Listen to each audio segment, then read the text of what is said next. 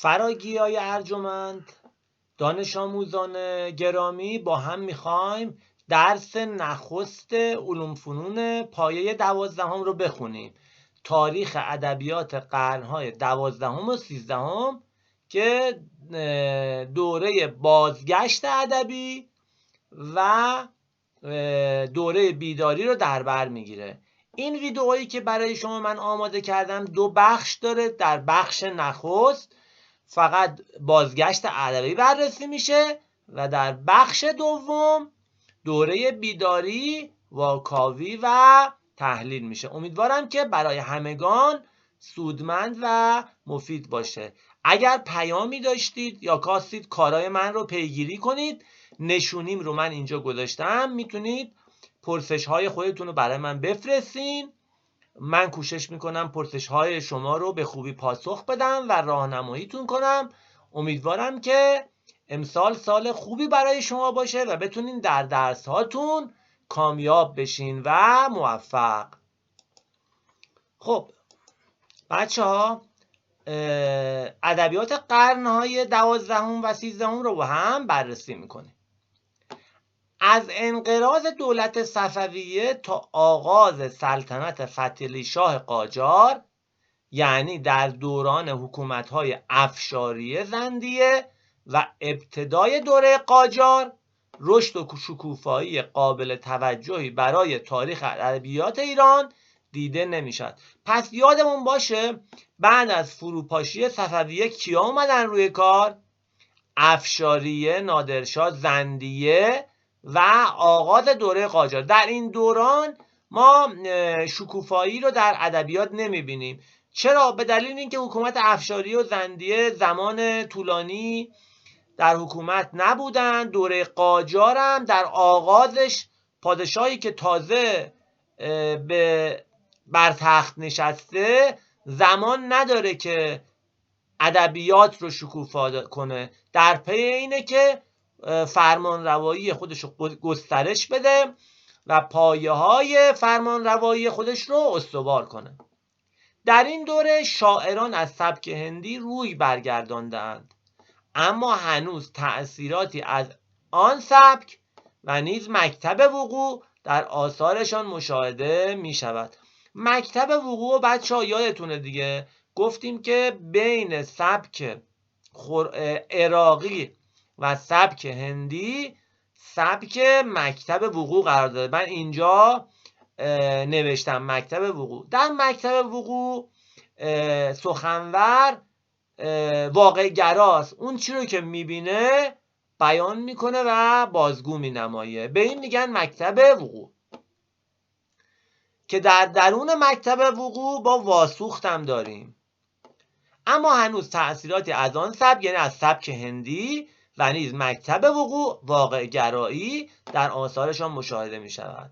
مشتاق اصفهانی در زمان نادرشاه و کریم خان زند با همراهی چند تن دیگر از ادیبان انجمن ادبی اصفهان را اداره میکرد. پس چه کسی انجمن ادبی اصفهان را اداره میکرد؟ مشتاق و چند تن دیگه. بچه‌ها سبک‌ها رو یه بار با هم دوره میکنیم، اگه فراموش کردیم که به یادمون بیاد. سبک خراسانی داشتیم در آغاز پیدایی زبان پارسی. پس از سبک خراسانی سبک عراقی داریم، بین هم اینجا هست، آذربایجانیه. آذربایجانی سبک بینابینه که بین خراسانی و عراقی قرار داره و بیشتر گرایش به عراقی داره. بین سبک عراقی و سبک هندی مکتب وقوع و واسوخت رو داریم که سبک بین عراقی و هندی حساب میشه.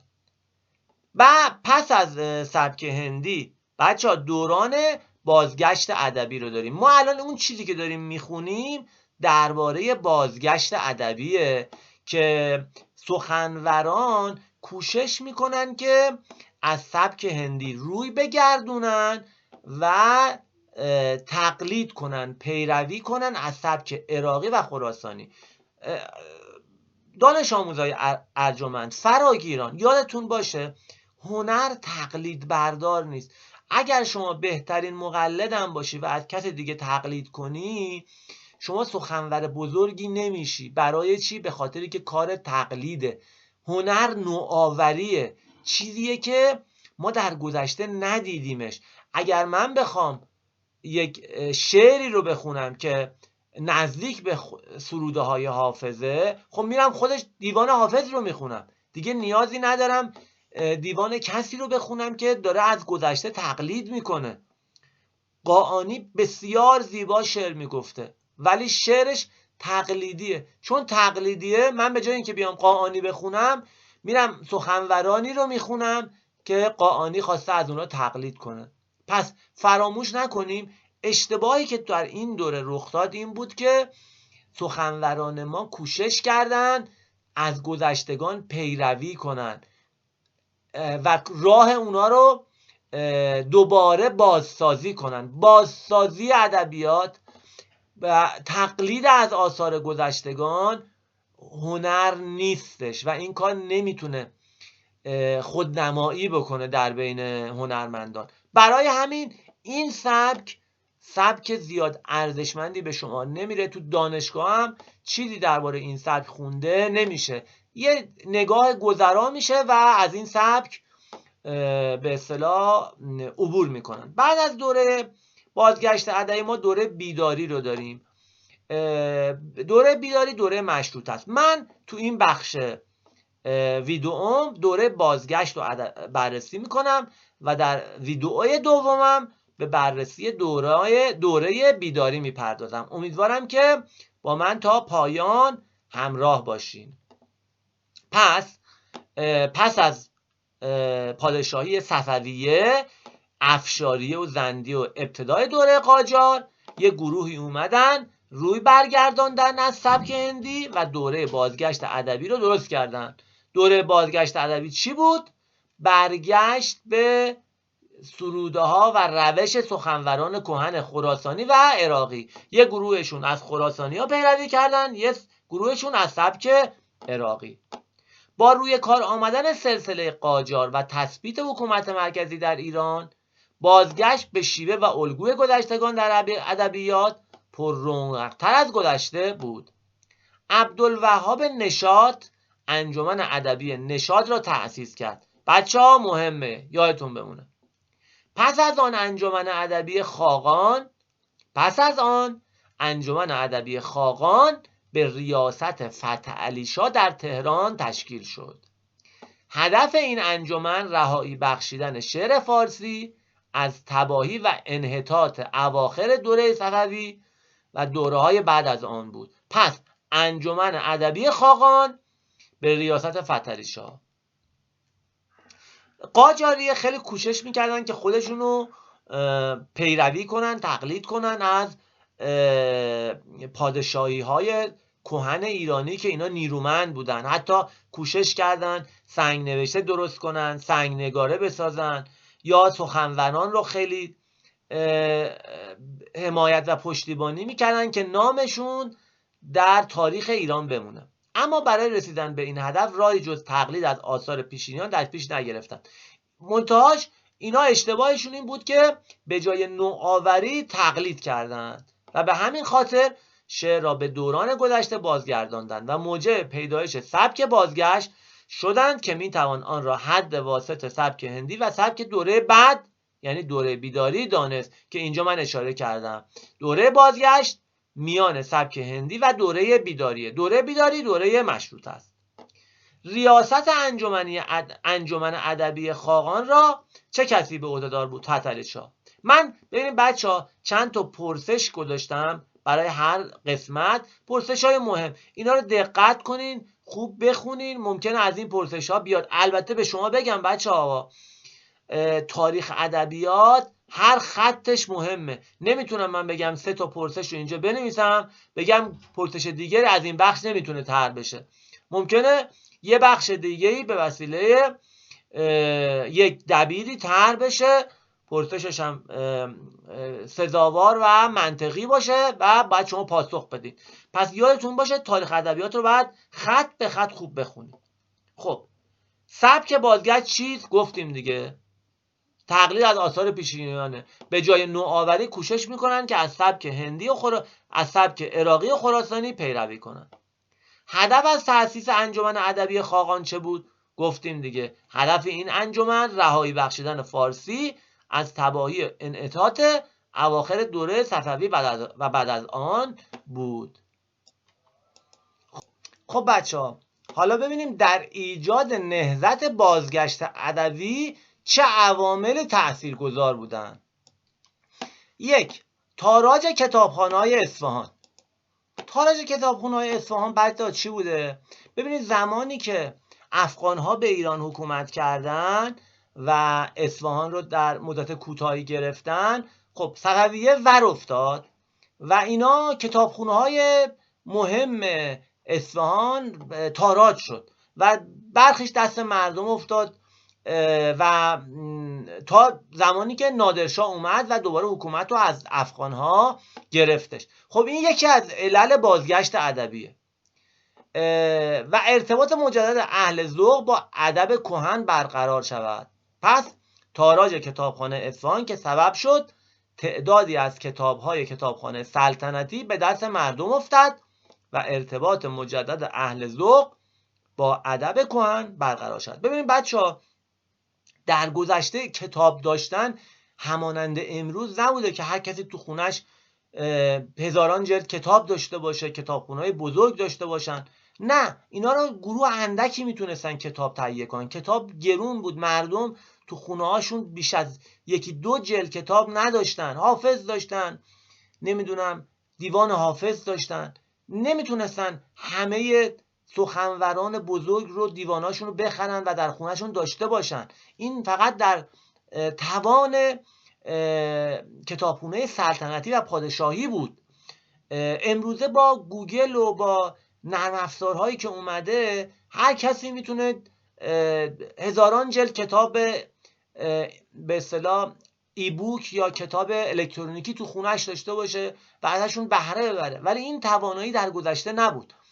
2. توجه به ادبیات در دربار قاجاریه و رونق بازار شعر و شاعری و مدح شاهان. یعنی ما در دوران قاجار میبینیم که پادشاهان قاجار هم دوست داشتن همانند پادشاهان ساسانی، پادشاهان هخامنشی، اینا دربارهای بزرگ درست کنن، مثل دوران سامانیان نامشون به نامشون در دیوانها بیاد، مانند مثل سلطان محمود نامشون وارد شعر بشه و به این خیلی علاقه داشتن. برای همین از ادبیات پشتیبانی میکردن قاجاریه. 3. تضعیف جامعه بر اثر شکست ایران از روسیه. بچه‌ها ببینین، ایران 2 بار از روسیه شکست میخوره و 2 بخش بزرگ از ایران، از شمال ایران جدا میشه و به دست روسا میفته. عهدنامه ترکمنچای رو و گلستان رو شما همتون شنیدین. این شکست هایی که ایران از روسیه میخوره ایرانی ها رو بیدار میکنه و متوجه میشن که دنیا به جایگاه خیلی پیشرفته‌ای رسیده و اینها از کاروان تمدن دنیا عقب موندن. کوشش کردن برای همین یه دگرگونی در شعر پدید بیارن، دگرگونی در جامعه پدید بیارن و این دگرگونی در جامعه در شعر هم بازتاب پیدا کرد. خب ببینید، هر کدوم از این به اصطلاح عوامل میتونه سوال بیاد. مثلا بگن چه عواملی در ایجاد نهضت بازگشت ادبی تاثیر داشتند؟ خب این 3 مورد بالاست. شاعران دوره بازگشت به سبب فقر فرهنگی جامعه و سستی و رخوت حاکم بر ادبیات به پیروی از اسلوب‌های کهن پرداختند. یعنی آقا حرف تازه‌ای نداشتن. حکومت و کشوری که درش نوآوری نباشه، درش دگرگونی نباشه، پویش به سوی جلو نباشه، خب سخنوران اون جامعه هم تحت تاثیر اون جامعه نمیتونن نوآور باشن. جامعه نوآور سخنور نوآور پدید میاره. خب سخنوری که توی روستاست نمیبینه چیزی رو، از دنیای بیرون آگاهی نداره، خب کاری جز تقلید از آثار گذشتگان پیش نخواهد گرفت و در سطوح زبانی، ادبی و فرهنگی سبک خراسانی و عراقی را مورد توجه قرار دادن. یعنی از این دو سبک پیروی کردن، به طوری که زبان، تخیل و اندیشه در این سبک تکرار شنیده هاست. تکرار شنیده هاست یعنی چی؟ یعنی یه سخنور نمیره تو طبیعت ببینه تو طبیعت چی میبینه و اونو در شعرش بیاره، میره یه شاعر رو میخونه ببینه اون طبیعت رو چجوری توصیف کرده و اینم کوشش میکنه با همون شیوه طبیعت رو توصیف کنه. ولی ببین سخنوران الان رو ببینین، در گذشته ما همه سخنوران در مورد بهار و توصیف بهار شعر میگفتن، هیچ کس نمیومد در مورد پاییز بگه، در مورد زمستون بگه و این فصل‌ها رو شاید زیبا نمیدیدن. ولی اخوان یه شعر درباره پاییز داره بسیار زیباست. پس ببینین شعرا دیگه، یا بهار هر منطقه ممکنه متفاوت باشه، بهاری که توی شمال ایران میبینیم تفاوت داره با بهاری که ما در جنوب میبینیم، با در کردستان میبینیم، در آذربایجان میبینیم، در مناطق مختلف. شعرا الان کوشش میکنن بهار رو اون گونه‌ای که در استان خودشون میبینن توصیف کنن، نه اون چیزی که سخنوران قبل گفتن. اینا یعنی همین تکرار شنیده ها به این معنیه. حاتف اصفهانی یادتون باشه بچه‌ها، این مهمه، از معروف ترین شاعران این عهد است. پس چه کسی از معروف ترین شاعران دوره بازگشت ادبیه؟ حاتف. یه ترجیبند بسیار زیبا داره، پیشنهاد میکنم دانش آموزان این ترجیبند رو برن بخونند. گروهی از شاعران دوره بازگشت به قصیده سرایی به سبک شاعران خراسانی و عهد سلجوقی پرداختن. پس یه عده‌ای اومدن قصیده سرا شدن، سبک خراسانی رو پیروی کردن و سلجوقی رو. افرادی مانند صبای کاشانی، قاآنی شیرازی و سروش اصفهانی از این گروهن. ناماشون میادا کیا چه کردن. بچه‌ها اینا رو دقت کنید. گروه دیگر غزل سرایی به سبک حافظ، سعدی و دیگر شاعران سبک عراقی رو پیش گرفتن و یه عده هم شدن غزل سرا.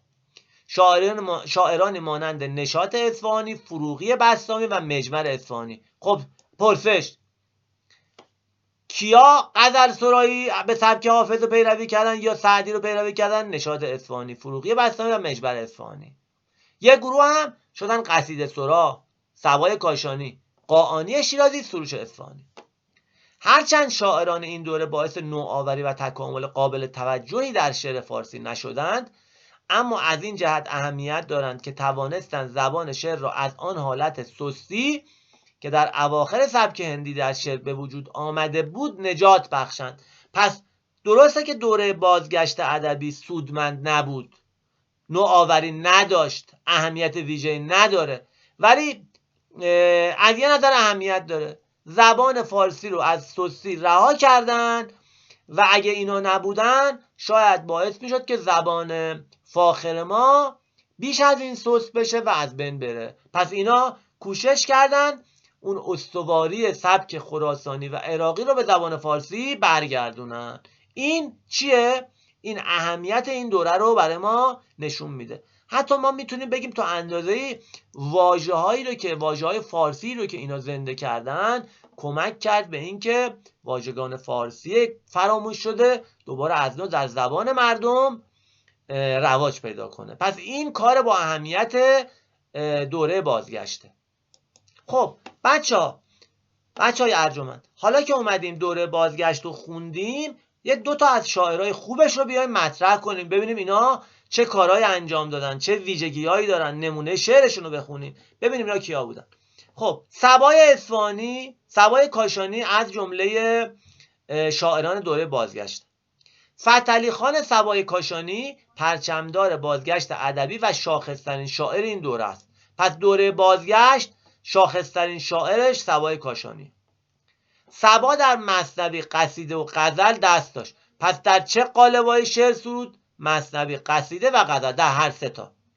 و در این قالب‌های شعری آثاری چون گلشن صبا، به تقلید از بوستان، خداوندنامه، حماسه مذهبی در بیان معجزات پیامبر و دلیری‌های از علی از خود به یادگار گذاشت. پس ببینید دو تا کار کرد، دو تا کتاب مهمش، گلشن صبا تقلید از کی کرد؟ اینا همه میتونه سوال باشه بچه‌ها. تقلید از بوستان سعدی. خداوندنامه حماسه مذهبی در بیان معجزات پیامبر و دلیل‌های حضرت علی، تقریبا به سبک مثلا شاهنامه سروده شده. از سروده های اوست: به نام خداوند بینش نگار، خرد آفرین آفرینش نگار. ببین همه واژه ها هم فارسیه. خب ببین یه سوالی رو بهتون میدم، اینو تو همه شعرا میتونید مطرح کنید. ویژگی های شعر سبای کاشانی رو بنویسید. خب اینایی که گفتم خلاصه میکنید میشه ویژگیش. یا 2 اثر از سبای کاشانی نام ببرید: گلشن، سبا، خداوندنامه. خب بچه‌ها یادمون باشه پس همیشه نام کتابا، ویژگی سبکی هر شاعر خوب یاد بگیریم. بریم سراغ نشاط اصفهانی.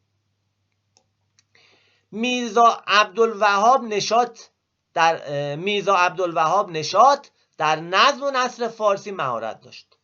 مجموعه آثار منظوم منصور او را با عنوان گلچین نشاط رو بچه‌ها یادتون باشه، مجموعه آثار اوست، باقی است. شاعر هرچند قصاید بلندی دارد، به ویژه از نظر غزلسرایی در بین همروزگاران خود تا حدی کم نظیر است. یعنی غزل‌های بسیار زیبایی داره. نمونه کارش: هوای خود چون نهادم، رضای او چو گزیدم، جهان و هرچه در او جز به کام خویش ندیدم. بچه‌ها شعرها هم یکی از کنکور امسال اومده بود، شعر آورده بود گفته بود مال کدوم سخنوره. یادتون باشه شعرها هم متاسفانه باید ازبر کنین بدونید. یه تست امسال در همین باره در کنکور سراسری داده شد. خب مجموعه آثار منظوم و منصور نشاط چه نام دارد؟ گلچین نشاط. از اواسط دوره قاجار اندک اندک مباحثی در مورد علل شکست و عقب ماندگی ایران در جامعه مطرح شد. پس این شکست ایران خیلی مهم از روسیه و همراه با آن شعر دوره بازگشت نیز با انتقاد روبرو شد. یعنی یه گروهی اومدن گفتن که دوره بازگشت ادبی دوره خوبی نیست و باید این دوره رو نقد کنیم. موضوعات جدید در جامعه و ادبیات پیش آمد و اصطلاحات و لغات غربی نیز وارد شعر شد. ببینید بچه‌ها ادبیات چیزی جز سیاست و جامعه نیست. هر جا میبینین شما لغت‌های فرنگی وارد زبان شده یا لغت از هر زبانی، مسلماً این نشون میده که فرهنگ و علم ما هم تحت تاثیر اونها بوده. اونا دانش داشتن، برای همین باعث شدن که واژه‌های اونها، زبان اونها هم در دنیا گسترش پیدا کنه. اگر ما میخوایم زبان فارسی رو نیرومند کنیم، چاره ای نداریم که کشورمون رو از نظر علمی نیرومند کنیم. کشوری که اقتصاد نیرومند نداره، کشوری که دانش در اون کشور شکوفا نشده، نمیتونه ادبیات شکوفا یا زبان شکوفا هم داشته باشه.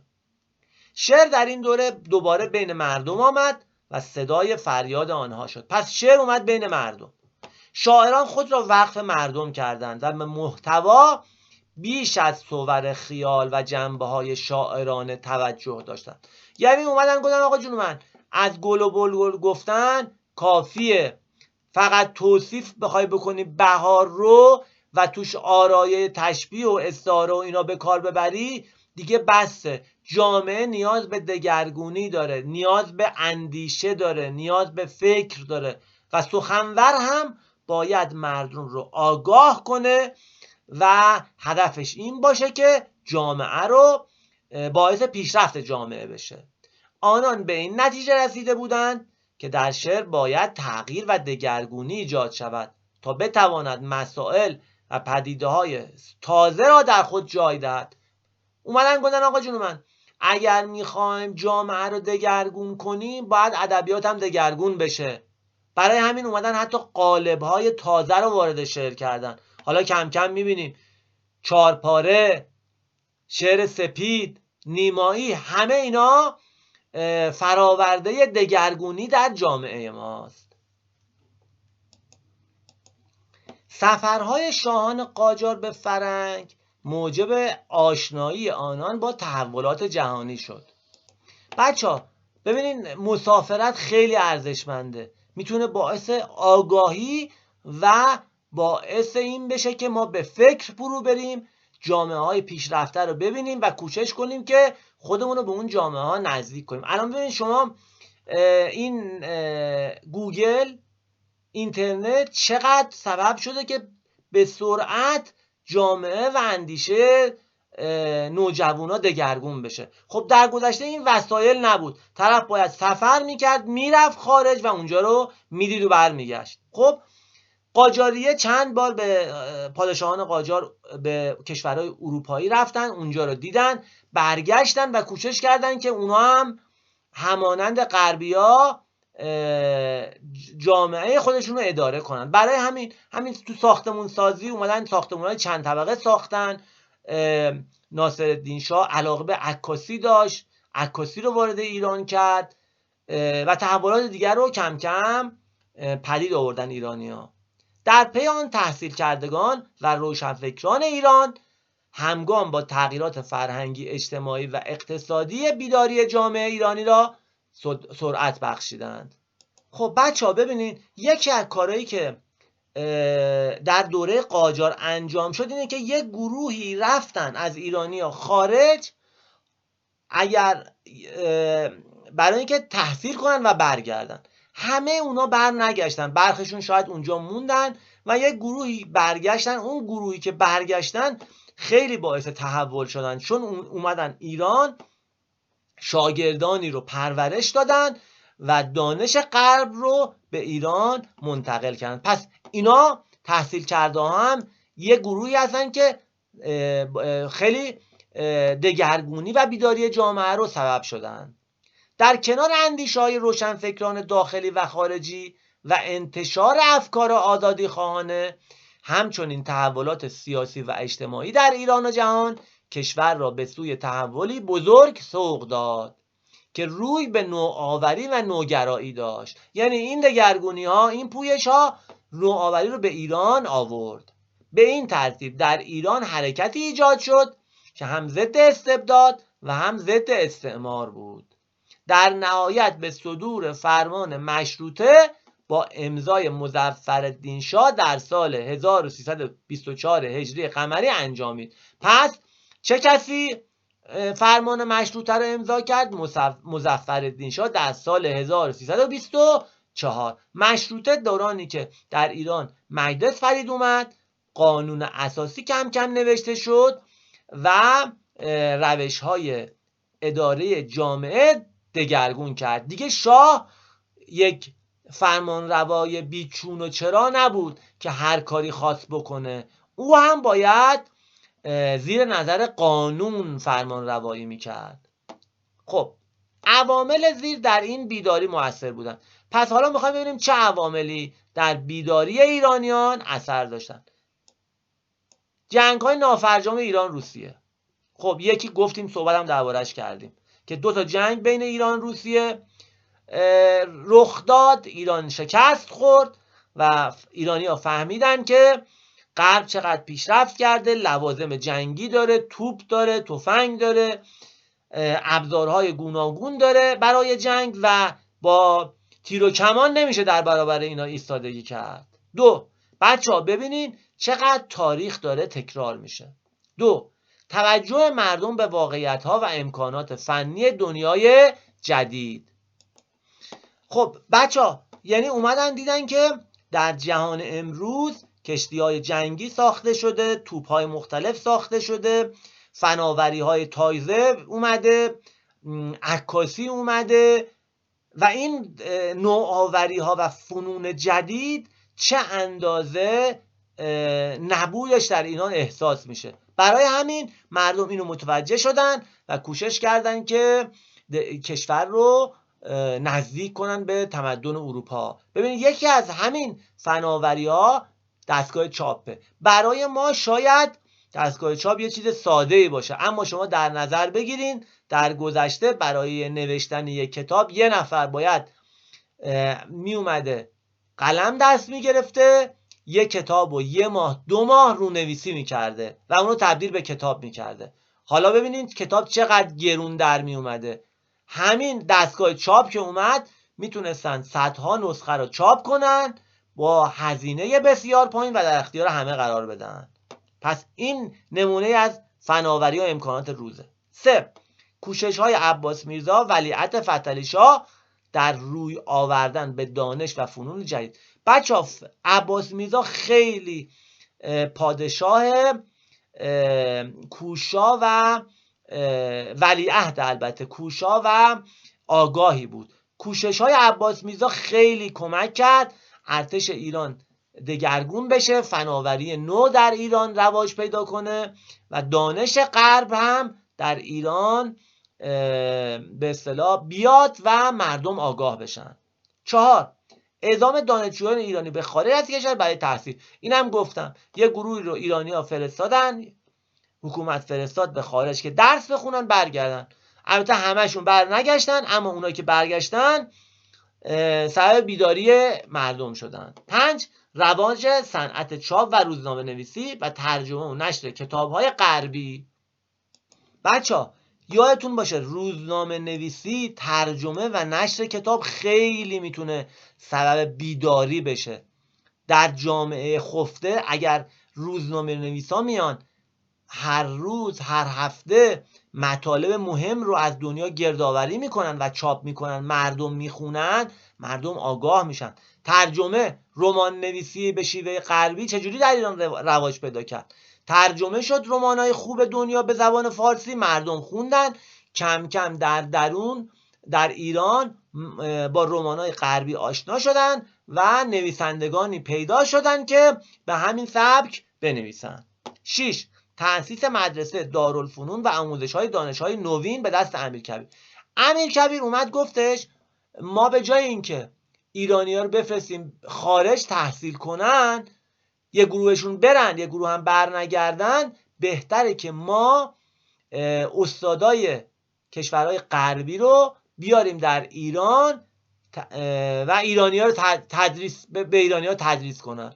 هم هزینه‌اش کمتره این کار، همین که کسانی که دانش آموخته میشن همینجا امکان موندنشون بیشتره و میتونه بیشتر مثمر ثمر باشه. این کار رو امیرکبیر کرد. پس این 6 مورد از عوامل بیداری ایرانیان هست در دوران قاجاریه. ممکنه سوال بیاد در مورد اینکه مثلا عوامل بیداری چیه، یا 2 موردش رو نام ببرین و شما باید این رو بلد باشید. بچه‌ها قسمت نخست درس 1 علوم فنون پایه 12 به پایان رسید. دوره بازگشت ادبی رو بررسی کردیم. در بخش دوم دوره بیداری رو بررسی میکنیم و تاریخ اون قرن رو میخونیم و ازش آگاهی به دست میآوریم. خدا نگهدار تا بخش دوم.